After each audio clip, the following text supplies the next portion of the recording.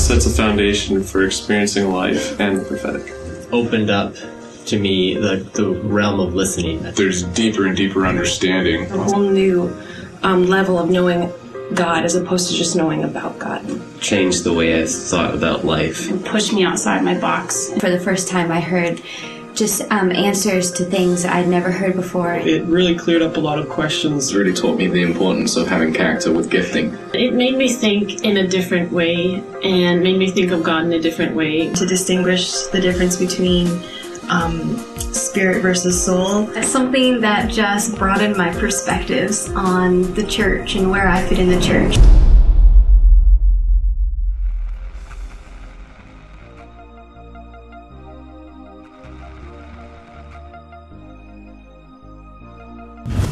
Well, I saw too many young, gifted people shipwrecking their lives. I saw them destroying churches. I saw a gift wasted because the character didn't match the gift that they had. I saw them failing to differentiate between giftedness and character. And character would involve things like what kind of a husband are they or a wife are they? What kind of a father are they? How integrous are they? They may have a gift that says, I have seen an angel, or I've had an experience with that. One has come and visited me in a dream or a vision, etc.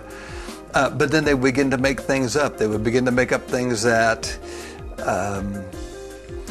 really didn't happen. It's almost like they had to make things up in order to prove they were prophetic. As a pastor, I want to have the gifts of the Spirit operating in my church. But my experience has told me they can be messy sometimes. John Paul's emphasis on integrity and on character in his classes has provided for us a means to have a healthy and a safe environment where we can utilize and employ the gifts of the Spirit and yet still do it in a way that honors God and blesses His people.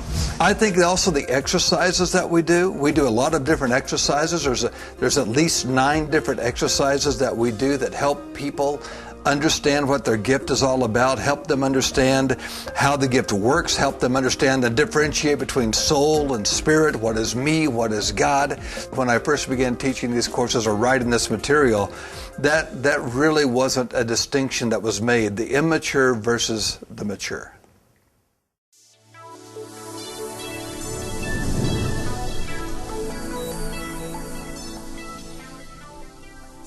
There's multiple teaching units, or there's multiple units that deal with issues in our lives. They bring out issues in our lives. Things surface, historical issues surface that we hadn't thought about and maybe perhaps hadn't ever thought about. Whenever I teach the class and I see the material imparted into people and it's assimilated into their lives, then the issues that I have watched in developing leaders that cause them problems tend to dissolve away. And so we had those aha moments, and I watch as I have taught the courses, and now others are teaching the courses as well. I watch those aha moments happen where somebody goes, oh man, that's why this keeps happening to me. So we see cycles of life that happen over and over again that are destructive. And so we help identify those destructive cycles, which then in turn benefits not only the people, benefits not only the church, but also benefits the prophetic person as well.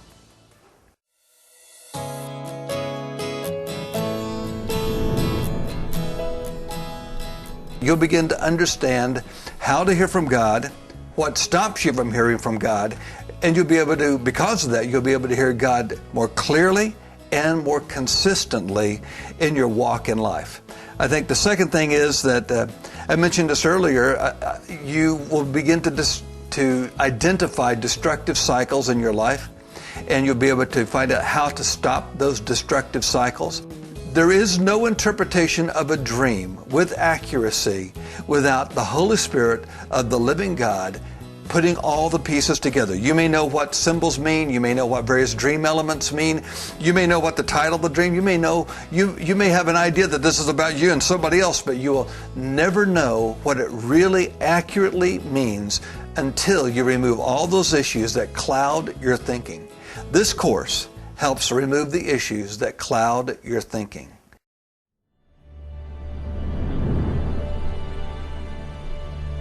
Really, really, truly, everybody should take this course. I have pastor after pastor that says this should be required material for every single person in the church, and probably should be required material certainly for every leader in your church. We found that it's really helped to lay a solid foundation, a great standard for operating. But I believe that being involved in streams and what we're doing in the world today is propelling you into your destiny.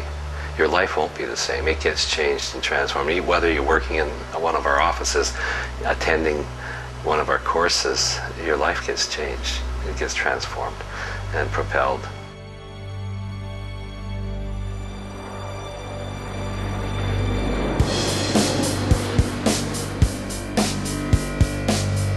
John Paul Jackson invites you to bring the Art of Hearing God course to your church or small group.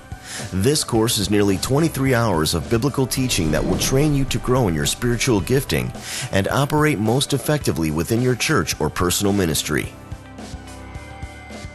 Learn the multitude of ways in which God speaks by studying the history of the prophets, the difference between the two trees in the garden.